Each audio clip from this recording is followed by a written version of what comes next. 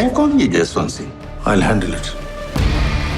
एक फिल्म, 5 साल की जदोजहद, 127 कट्स का मुतालबा, 3 नाम तब्दील और आखिरकार जब ये फिल्म पर्दा सिनेमा से निकलकर आपके मोबाइल और टीवी स्क्रीन तक पहुंची तो ये फिल्म सिर्फ 48 घंटों के अंदर अंदर गायब हो गई। ਮੈਨੂੰ ਲੱਗਦਾ ਸੀ ਵੀ ਮੰਡੇ ਜਦੋਂ ਦਫ਼ਤਰ ਖੁੱਲਣਗੇ ਉਦੋਂ ਸ਼ਾਇਦ ਜਿਹੜੀ ਆ ਫਿਲਮ ਬੈਨ ਕੀਤੀ ਜਾਊਗੀ, ਪਰ ਹੁਣ ਮੈਨੂੰ ਇਸ ਗੱਲ ਦੀ ਤਸੱਲੀ ਹੈ ਕਿ ਫਿਲਮ ਜਿਹੜੀ ਉਹ ਘਰ ਪਹੁੰਚ ਚੁੱਕੀ ਹੈ।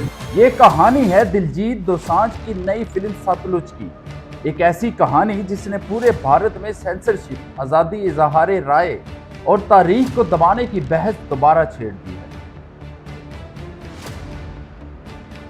अस्सलाम वालेकुम नाज़रीन, मैं हूं चौधरी इब्तिसाम और उम्मीद करता हूं आप सब खैरियत से होंगे। सबसे पहले एक रिक्वेस्ट, चैनल को सब्सक्राइब जरूर कीजिए और बेल आइकन को प्रेस जरूर कीजिएगा, इससे हर आने वाली वीडियो का नोटिफिकेशन आपको मिलेगा।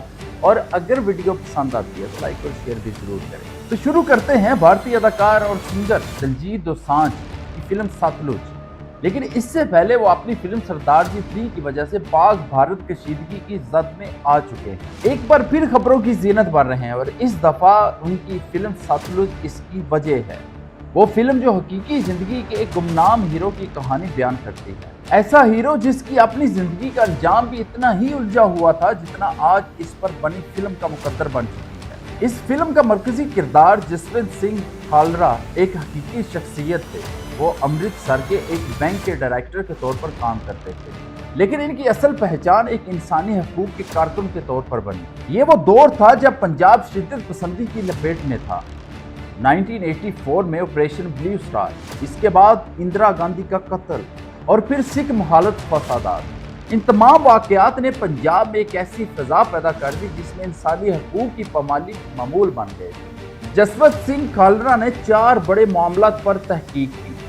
एक, बहला में मुबैना तौर पर सिक्योरिटी फोर्सेस की जानब से मुकामी अफराद को इंसानी ढाल के तौर पर इस्तेमाल करने का वाक़या। दूसरा और सबसे चौंका देने वाला इंकशाफ, पंजाब पुलिस की जानब से तकरीबन 25,000 गैर शनाख्तशुदा अफराद की खुफिया और गैर कानूनी आखिरी रसूमात। तीसरा, इन 2000 से जायद पुलिस एहलकारों का मामला जिन्होंने मुबैना तौर पर इंसदादे दहशतगर्दी कार्रवाइयों में तावन नहीं किया और मारे गए। खलरा की ये तहकीक पूरी दुनिया में पंजाब के हालात की तरफ तवज्जो दिलाने का सबब बनी, लेकिन 1995 में वो खुद पुलिस की हिरासत में लापता हो गए। बाद में अदालती कार्रवाई में इनके केस में मुलव्वस पुलिस एहलकारों को सजा सुनाई गई। यानी एक ऐसा शख्स जिसने दूसरों के लिए इंसाफ मांगा, खुद इंसाफ के लिए अपनी जान दे बैठा। इस फिल्म का सफर किसी आम फिल्म जैसा नहीं रहा। इब्तिदा में इसका नाम गल्लू गाड़ा रखा गया था।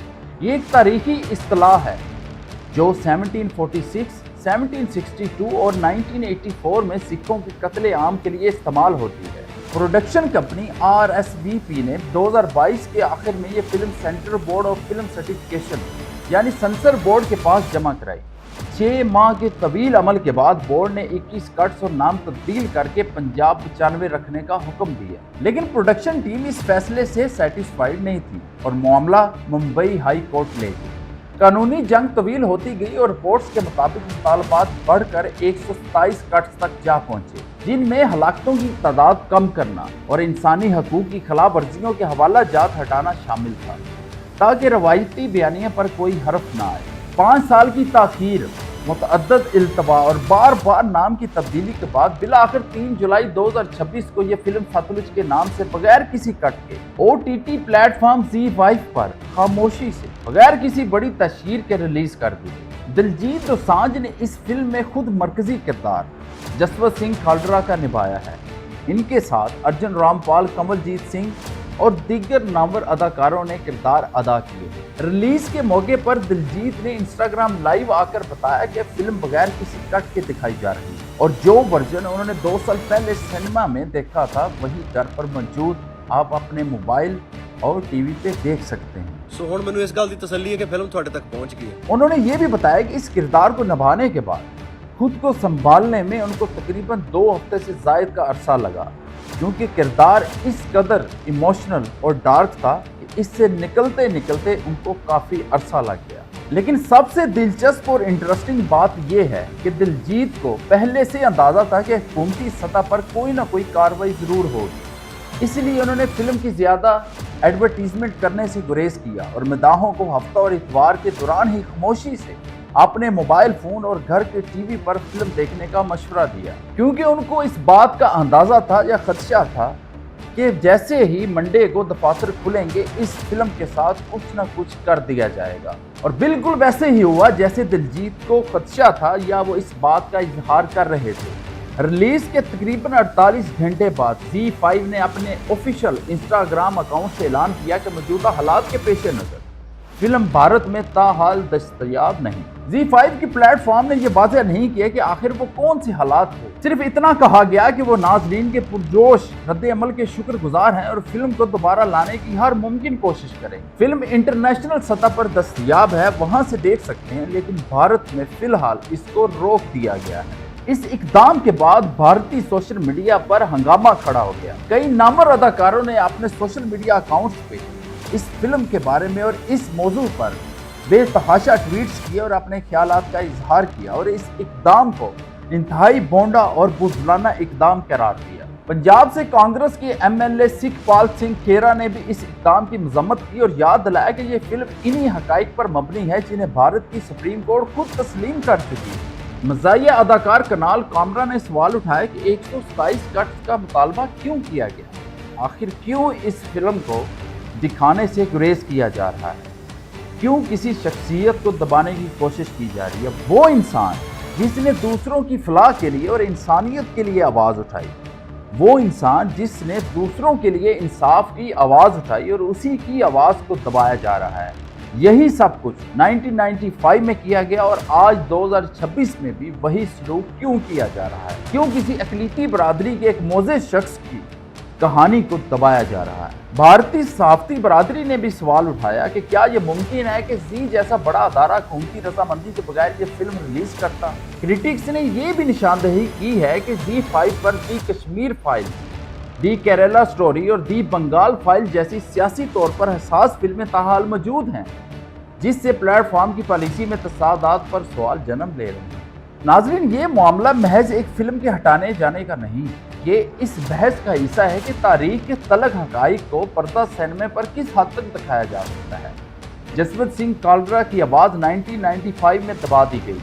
आज 2026 में 3 दहाइयों बाद भी इनकी कहानी को दिखाया नहीं जा रहा। ये सवाल अब भारत के पंजाब या सिख बरादरी तक महदूद नहीं रहा, बल्कि ये इस बात की अक्कासी करता है कि किस तरह एहसास तारीखी बयानिए आज भी सियासी दबाव का शिकार हो जाते हैं, चाहे वो अदालती तौर पर साबित शुदा हकाइक ही क्यों ना हो। ये थी दिलजीत दोसांझ की फिल्म सतलुज की कहानी, 5 साल की कानूनी जंग, एक तारीखी किरदार की सच्ची दास्तान, और सिर्फ 48 घंटों बाद फिल्म को गायब कर दिया गया। अब यहाँ पे एज एक पाकिस्तानी मैं सवाल करता हूँ मोदी सरकार से कि जब आप पाकिस्तान के खिलाफ फिल्म बनाते हैं, वो बयानियाँ बनाने की कोशिश करते हैं जो हकीकत में एग्जिस्ट ही नहीं करता।